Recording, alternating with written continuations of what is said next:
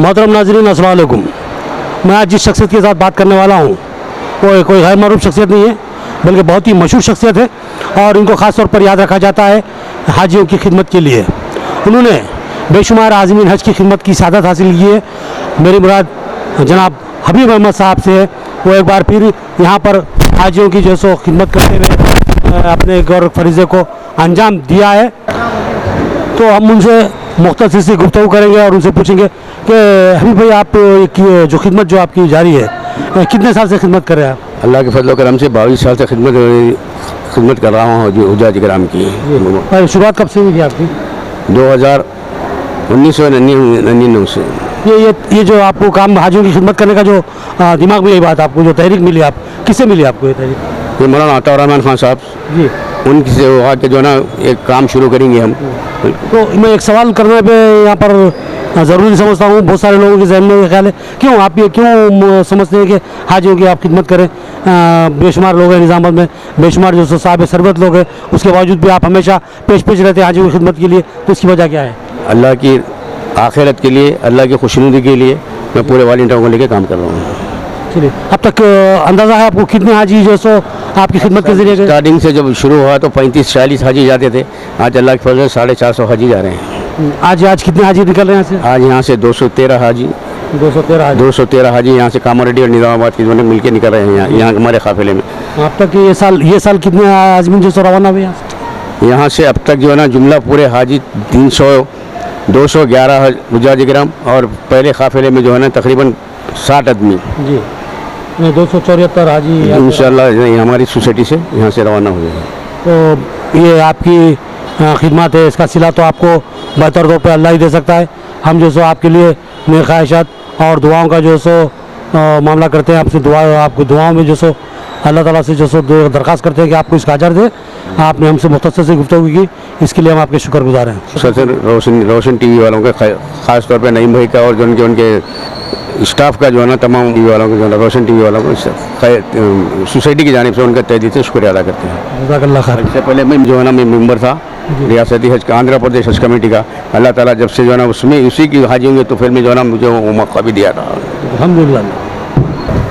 मोहतरम नाज़रीन, यहाँ से निज़ाम पैलेस फंक्शन हॉल से जो है सो इस वक्त 4 बसों में 211 आज़मीन हज का काफ़िला रवाना हुआ है, जिनको अभी कुछ ही देर कबल हमारे जनाब हाफिज़ मोहम्मद लई खान साहब जो रियासती हज कमेटी के रुकन है क्या झंडी बताकर विदा किया। और ये आज़मीन हज इंशाअल्लाह हैदराबाद पहुँचेंगे, वहाँ से फिर जो सो शमशाबाद एयरपोर्ट से होते हुए सादात हज के लिए मुक़ामात मुक़द्दसा की तरफ रवाना होंगे और इंशाअल्लाह जो सो तकमील हज करेंगे। तो इस सिलसिले में रियासती हज कमेटी तेलंगाना की जो सो खिदमत जो है शानदार मानी जाएगी। इस साल गैर मामूली हज कमेटी ने इंतजाम किए हैं हैदराबाद नामपल्ली हज हाउस में। उस ताल्लुक़ से हम यहाँ पर थोड़ी सी गुफ्तगू इसलिए करेंगे कि जनाब हाफिज़ मोहम्मद लई खान साहब रियासती हज कमेटी के रुकन हैं। तो सबसे पहले मैं हाफिज़ मोहम्मद लई खान साहब आपका जो सो हमारे रोशन टीवी की तरफ से इस्तकबाल करता हूँ और आपसे ज़िले सतह पर सवाल करता हूँ कि यहाँ से ज़िले से इस बार कितने हाजी रवाना हो रहे हैं? अल्हम्दुलिल्लाह, गुज़िश्ता भी यहाँ से जब हाजियों का प्रोग्राम हुआ था, सवाल से आगे बढ़ाते हुए बात बता रहा हूँ, जब भी आपका चैनल माशाअल्लाह पूरा शुरू से आखिरी तक हाजियों को तरबियती कैंप्स जितने होते हैं उसके अलावा हुज्जाज इकराम को इत्तलात देने के हर एक में आपका कवरेज अच्छा रहा। और इसी तरह गुज़िश्ता साल भी जब मैं पहली मरतबा हज कमेटी का रुकन था, पहला साल था मेरा रुकनीत का, उस वक्त भी हज कमेटी के कुछ जब भी आपने इंटरव्यू लिए थे, मैं इस चैनल पर गुफ्तगू करने पर पहले आपका शुक्रिया अदा करता हूँ। आपने सवाल किया है कि इस साल निज़ामाबाद ज़िले में मुत्तहिदा ज़िले से 488 हुज्जाज इकराम का क़ुरानंदाज़ी में नाम आया है। कुल मिलाकर तेलंगाना में 5271 क़ुरानंदाज़ी में मुंतखब हुए हैं, जिसमें से 1873 वेटिंग लिस्ट वाले कन्फर्म हुए हैं। निज़ामाबाद ज़िले के तो सिर्फ मुत्तहिदा ज़िले के 448 हुज्जाज मुराद आपके निज़ामाबाद और कामारेड्डी। हाँ। तो जुमला आपकी कितने बताया, कितने हाजी? 448 है। 448 हाजी यहाँ से रवाना हुए हैं। तो आप साहब ये जो इंतजाम जो किए जा रहे हैं, बड़े शानदार इंतजाम है अल्हम्दुलिल्लाह। यहाँ से जो सो हाजियों के लिए बसों का इंतज़ाम है और दीगर बहुत से इंतजाम हैं उनके लिए, और फिर जलसेगाह का जो सो इंतज़ाम है और वो बहुत से मामला हैं। तो ये जो अखराजात की जो पाबंदी होती है कहाँ से होती है? क्या हज कमेटी इसमें ताउन करती है या फिर जो सो कोई? नहीं, जितने भी प्रोग्राम्स जितने अज़ला में होते हैं, मैं आपको एक बात साफ़ तौर पे कहना चाहता हूँ, जितनी खिदमत अज़ला में सोसाइटीज़ करती है हज कमेटी भी उतना नहीं कर पाती। उसकी वजह यह है कि गांव-गांव में एक सोसाइटी बनी हुई है और यहाँ पर वो लोग पूरी उनकी रहबरी करते हैं सोसाइटी के ज़िम्मेदारान। तो ये जो अखराजात होते हैं असहाब खैर पूरे 3 हाजियों का तरबियती 3 कैंप होते हैं जिसमें कई भारी भरकम अखराजात होते हैं। तो वो मिल्लत के साहिब खैर अफराद ही वो अखराजात को उठाते हैं और सोसाइटी का ताउन करते हैं। ये सेंट्रल हज कमेटी की जानिब से आपकी स्टेट हज कमेटी को कोई फंड नहीं मिलते? सेंट्रल हज कमेटी की जानिब से स्टेट हज कमेटी को सिर्फ वही फ़ंड जो यहाँ से जो हाजियों को जाता है, क्या फार्म खानापुरी के वक्त जो ऑनलाइन करते हैं उस वक्त जो रकम दी जाती है उसमें की आधी रकम वो हज कमेटी को देते हैं। जैसे कि हज कमेटी के जो अब इस वक्त दावे हैं कि हमने हाजियों के लिए जो सो खासतौर पर हैदराबाद आने वाले हाजी है जिनमें जो सो आंध्र प्रदेश के भी हैं और तेलंगाना के भी हैं और जो सो कर्नाटक और महाराष्ट्र के भी हैं, इन लोगों के लिए हम खुसूसी इंतजाम करने के लिए फ़ंड जारी कर रहे हैं, क्या वैसा ही है? खुसूसी इंतजाम के लिए तो फ़ंड गवर्नमेंट जो दी है 1 करोड़ रुपये गुज़िश्ता बजट दी थी, वो 1 करोड़ रुपये उनके इसके लिए इंतजाम के लिए अखराजात में खर्च होते हैं। जैसे वहाँ पर अब जैसा आप ही ने कहा कि इस बार बहुत शानदार इंतजाम हुए हैं, जो खर्च होता है गवर्नमेंट का जो बजट होता है कहीं ज़्यादा अखराजात हमारे चेयरमैन साहब खुसूसी दिलचस्पी लेकर करते हैं। मैं आपको गुज़िश्ता की एक मिसाल बताऊँ, हज हाउस की जो कैपेसिटी है वह एक वक्त में 400 था 500 अफराद को रुकवाने की है, लेकिन हुज्जाज कराम की कसीर तादाद हो जाती है। फिर उनको जो रवाना करने के लिए जो लोग आते हैं, हमारे चेयरमैन साहब ने उनके लिए भी हज हाउस के बाजू में एक फंक्शन हॉल लेकर हाजी को जो रवाना करने वाले अहबाब है उनके क़याम ताम का भी इंतज़ाम किया। वो अपने खर्च से किया, हज कमेटी से नहीं किया। क्योंकि आपका बोलने का मतलब ये है कि चेयरमैन हज कमेटी यानी मसीहुल्लाह खान साहब जो ये अपने इनके ज़ाती अखराजात लगा रहे हैं, पूरे ज़ाती अखराजात नहीं है। गवर्नमेंट का जो बजट है वो बजट के अलावा भी इन्होंने अपनी खुसूसी तौर पर सवाब के इजाफी अखराजात या अपने शौक़ से, वो जब चेयरमैन नहीं थे तब भी वो हुज्जाज इकराम के लिए बसों को लगवाते थे आमद रफ्त के लिए। या इससे 7-8 साल कबल की बात है कि निज़ामाबाद के जब हुज्जाज इकराम की आमद हुई थी तो वो एयरपोर्ट के करीब एक फंक्शन हॉल में हुज्जाज कराम के लिए ताम का इंतज़ाम किया था।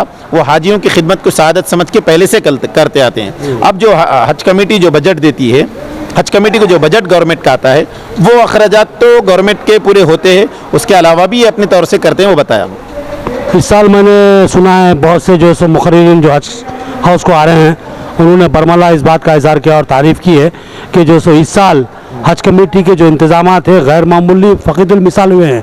तो आप बता सकते हैं वो क्या इंतज़ाम है जिसकी सताइश की जा रही है? सबसे ज़्यादा तो पहले जो बदनज़मी थी उसको ख़त्म करने की चेयरमैन साहब और पूरा बोर्ड उसके लिए मेहनत किया है। हज हाउस में आप जाकर देखेंगे लिफ्टों का मामला है, 4 लिफ्ट कभी ख़राब रहते कभी अच्छे रहते, उसके लिए फिर हज हाउस में जितने बाथरूम्स है उन्होंने पीछे से किराए के एक बाथरूम की वो बाज़ाब्ता एक सेट बनाया है। और इसी तरह जो बाहर एक हाल बनाए हैं, आर्जी हाल, हज हाउस के जो मैदान में आर्जी हाल बना, उसमें एसी लगवाए हैं अल्हम्दुलिल्लाह। ख़यामगाह का है ये या जो ऑडिटोरियम है? ख़यामगाह है वो ऑडिटोरियम है? नहीं, वो ख़यामगाह नहीं है। वो ख़यामगाह तो हज हाउस में ऊपर ही रहेंगी। हज 7 जो 11 फ्लोर है उसमें से किसी को, हर हाजी के मतलब एक निज़ाम होता है कि हर जगह के हुज्जाज कराम को इत्तिला दी जाती है, किसी को 3रे फ्लोर पे, किसी भी 4थे फ्लोर पे, किसी को 5वें फ्लोर पे, इस तरह हुज्जाज कराम को रुकाते हैं। क़यामगाह नहीं, ये तो तरबियत गाह है। वहाँ पर आखिरी वक्त में उनको एहराम बांधकर आदाब सफ़र बताए जाते हैं और रवानगी से कबल उनको एहराम बांधकर और इसी तरह उनको क्या हाथ में ब्रेस कड़ा दिया जाता है, सिम पासपोर्ट सब देकर उनको एक जगह बिठाकर हाजियों को दुआ करवा के वो हाल से रवाना करते हैं। आपको हज कमेटी के रुकन बनने का जो सो एजाज़ हासिल हुआ है और आज़मीन हज की आप खिदमत करते आ रहे हैं, तो कैसा महसूस होता है एजाज़ मिलने पर? इस पर अल्लाह का शुक्र अदा करता हूँ मैं, इसलिए कि हाजियों की खिदमत बहुत बड़ी बात है। सऊदी अरब के जो लोग बादशाह लोग हैं वो लोग करोड़ों रुपये ख़र्चा करने के बावजूद अपने नाम के साथ वहाँ के बादशाह शाह नहीं लगाते, कोई और उनके नाम के साथ शाह लगा दिए, बादशाह लगाए और बात, वो अपने आप को खादिमिन हरमैन शरीफैन लगाते हैं और उसमें सबसे ज़्यादा वो हुज्जाज कराम की खिदमत के लिए वो पूरी ताकत झोंक देते हैं।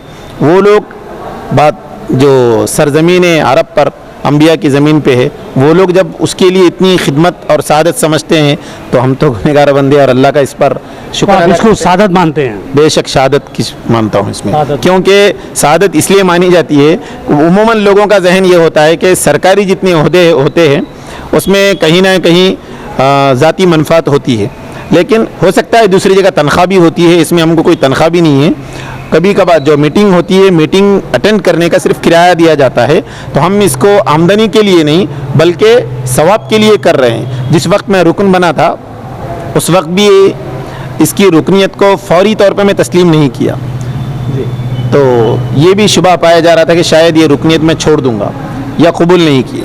लेकिन उस वक्त एक साहब ने कहा कि अगर आप इसको ओहदा समझ कर ले रहे हैं तो मत लीजिए, खिदमत समझ कर अगर हाजियों की करना चाह रहे हैं तो आप उसको लीजिए। तो जब मैं उनकी बात को कबूल करते हुए कि बिल्कुल खिदमत की गर्ज से इसको हम कबूल किए।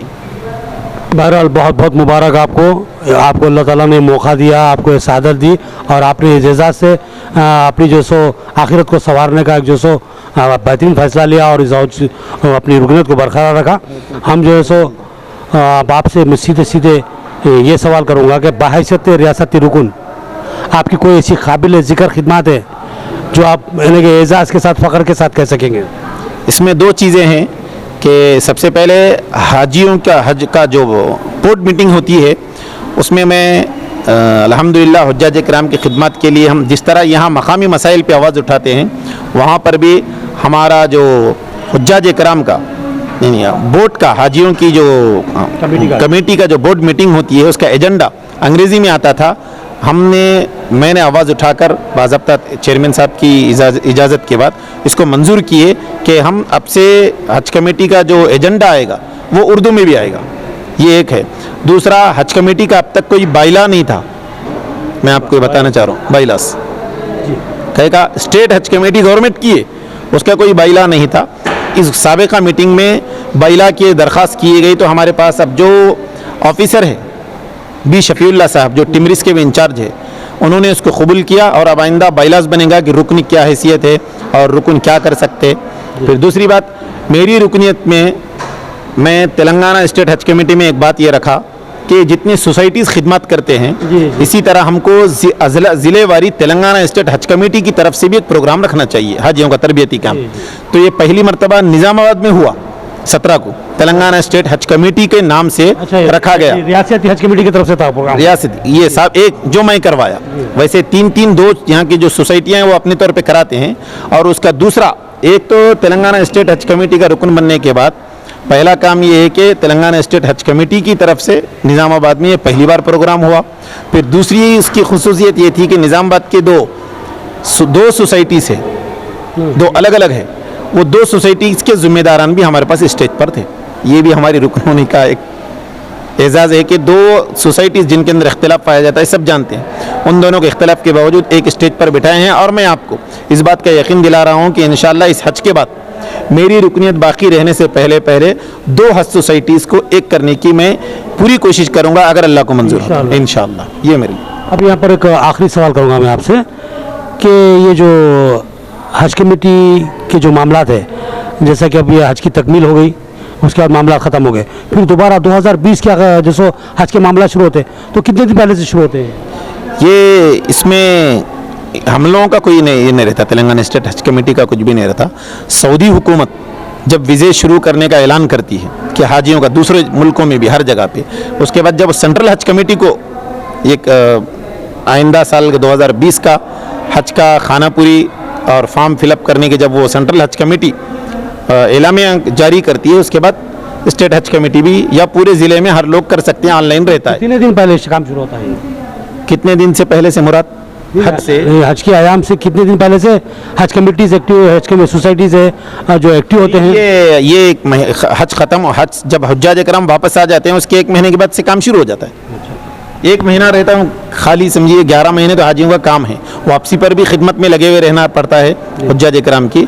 लेकिन जब हुज्जाज इकराम पूरे आ जाते हैं उसके बमुश्किल दरमियान में तो ऐसा भी हुआ कि आखिरी काफिला आने के 20 दिन के बाद आगे साल का आइंदा साल वाले हज का काम शुरू हो गया था। मोहतरम नाज़रीन, ये थे मोहम्मद लईक खान साहब, जमीयतुल उलमा ज़िले निज़ामाबाद के जो है सो सदर हैं और रियासती हज कमेटी के रुकन हैं, और उनसे हमने सरासिल गुफ्तगू की। हमने ये पूछा कि रियासती हज कमेटी और ज़िले हज कमेटियाँ जो काम करती हैं उनका जो सो खिदमत का दायरेदार क्या होता है। ये तो सरकारी तौर पर काम करते हैं, लेकिन ज़िले कमेटियाँ उन्होंने कहा कि गैर मामूली तौर पर रज़ाकाराना तौर पर काम करती है। इनके लिए बहुत बड़ा एजाज़ है, वो लोग अपना जेब का पैसा खर्च करते हैं, मेहनत करते हैं, हाजियों की खिदमत करते हैं, उनको हैदराबाद तक पहुँचाते हैं, वहाँ पर उनका काम ख़त्म होता है। वहाँ से हैदराबाद स्टेट हज कमेटी जिसके के जो सो हमारे हाफिज़ मोहम्मद लईक खान साहब रुकन है, वहाँ से वो कमेटी का काम शुरू होता है और जो सो वो लोग उनको एयरपोर्ट तक पहुंचाते हैं। एयरपोर्ट से फिर सेंट्रल हज कमेटी का काम शुरू होता है। ये मुख्तसर सी गुफ्तगू थी हमारी, हमने आपकी मालूमात के लिए, आपकी दिलचस्पी के लिए